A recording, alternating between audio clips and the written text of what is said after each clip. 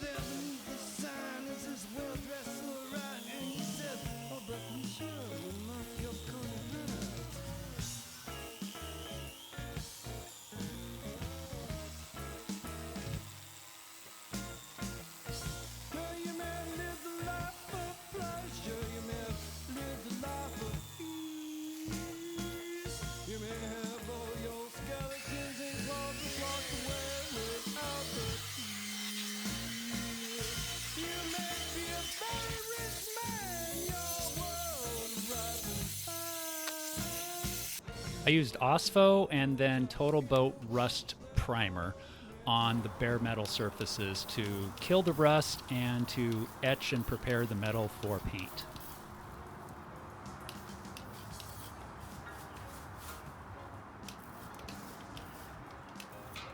And here she is, all prepped and ready for primer. I started to apply the primer just from a spray can, and I found these weird surface anomalies that were from the rust primer. It sort of bubbled, and though I wiped it all down, this is what was left. So I go over it later with a sander before I apply more primer. And eventually I had 3 different colors of primer on here because the store ran out and I had to keep going back, especially when I found some areas that didn't look very good. But it looks good now. Look at that. She's a beauty.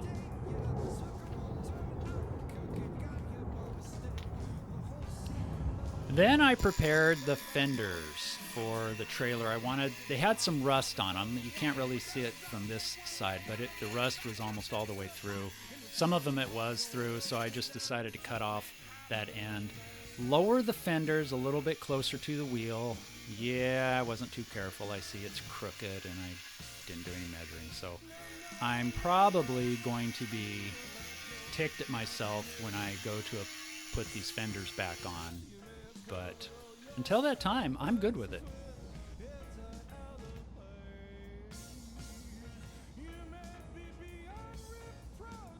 This is what they looked like before. Pretty messy.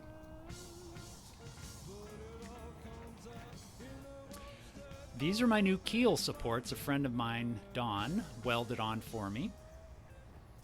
And you can see the new bunks right above. This was pretty easy, just a 2x6 pressure treated wrapped in carpeting. I just went to Lowe's and asked for 4 strips that were 1 foot wide. And the guy turned to me and said, "You're replacing the carpeting on your bunks on your boat trailer?" And I said, "You got it. Why else would you need that carpet cutting those strips?" I applied all this with a brush and a roller. I was going to spray, but with the surface not being super smooth anyways, because I didn't take it all down to bare metal, I decided just to roll it and brush it. It was a lot easier. Less cleanup and prep.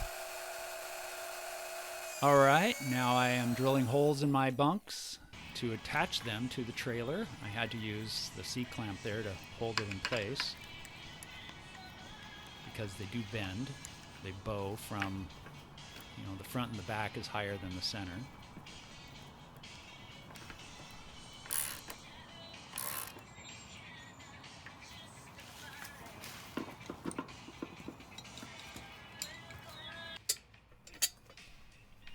And these are the rollers that will be supporting the keel, the hard, stiff keel down the center of the boat, not the swing keel that I usually call a centerboard, so there's no confusion.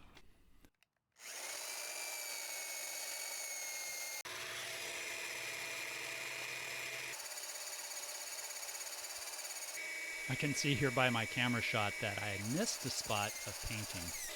I'll have to get that later.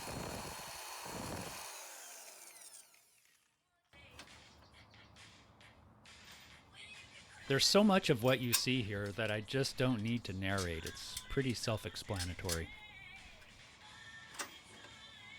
All right, so now I want to fit this at 12 inches above this.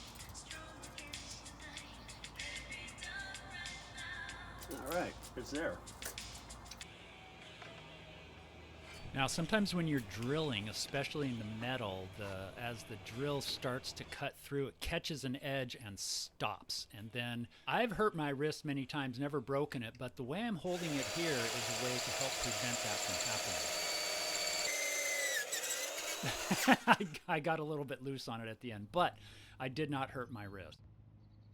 Nothing fancy, but this is my new wiring job. I used thermostat wire. It's solid wire, but I had it at home and it had the right number of conductors. And here's what's left to do. It's already been soldered. And I've staggered them. So when I put them together, they're not all gonna touch. These two are a little closer than I intended, but these two, the rest of them are good. And that's fine anyways. So I'm gonna put the heat shrink on. Oh, this heat shrink already started because of the heat from the soldering iron. Interesting. And then put another attachment right here or something like that. And it will be ready for the wheels and the winch and this little guy. And I have a board that's gonna go across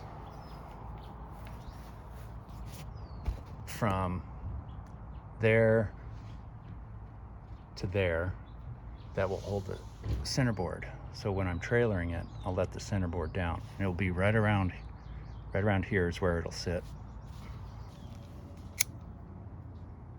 Wow, I've been talking for about 10 minutes now, telling you what I'm doing and explaining it all, but it wasn't recording.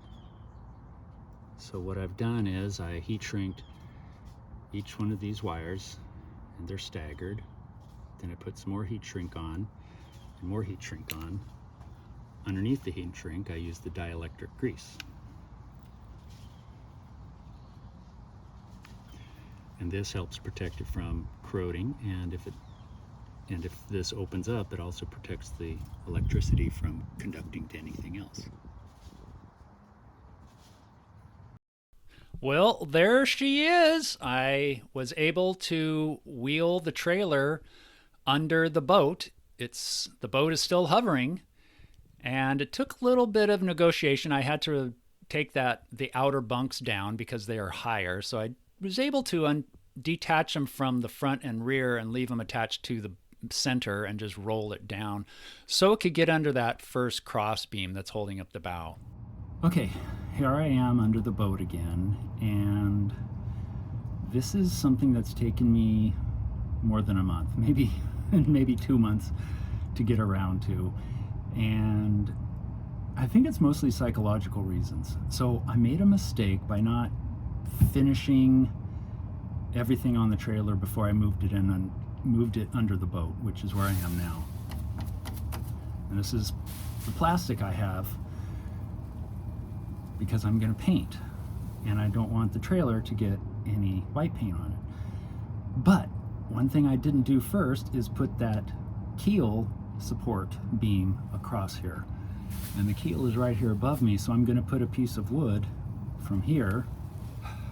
Now I'm kicking myself for not doing that, at least that one thing, while the trailer was still out in the yard under free air. I knew I had to put on the fenders after I put it under here, and I still have a few little odds and ends to do, like license plate and a few more ties for the wires, but this would have been so much easier out there without a boat, and mostly for psychological reasons. I mean, laying down here is not that hard, reaching this bracket is not all that hard, but it's the psychological reasons that have kept me from finishing this, because putting the trailer back under here, I kind of felt like it was done. I mean, I knew it wasn't, but I moved on to other things, and now it's 2 months later. No, it didn't hurt anything, but I still want to finish the trailer so I can put a check in that box. So now I'm going to show you how I make my keel rest. This is my own design, my own invention in my head. Never saw it, never tested it out. I have just heard that this kind of boat, the Aquarius, should have something for the keel to rest on when it's on the trailer, so the weight of the keel is not always hanging from the cable, especially when you're bouncing around on the road. So that's what I'm doing now.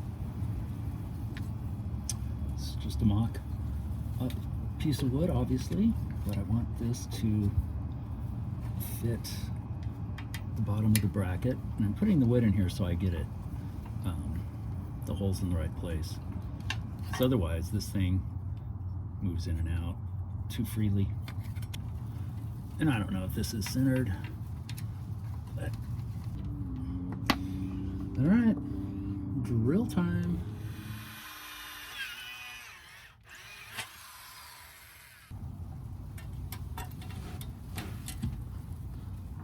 And I don't have a wrench this small either. It's another problem with climbing underneath the trailer in the boat like this, is if I don't have it right here, I have to climb out. And we're done. That's it. That is a 2x4 on the bottom. It's pressure treated, as you can see, and on the top is a 2x10. It is a T shape, so there's maximum width for the centerboard to rest on. All right, that's about it. I still have a few more odds and ends to do. I want to inspect and probably repack the bearings. The tires are in really good shape, so I don't need to replace those or anything. But I do need to install the fenders. It's something I'm not really looking forward to doing, and it'll probably wait until right before I take the boat out into the water. So we'll just hope that it works out okay. If not, well, that might be a separate video in there. All right, well, thanks for watching, everybody. The next video is going to be about how I do the top side of the boat. I had to sand that down, do some hole filling, repairing, and of course, painting. So I'll show you all about that in the next episode of My Boat Project.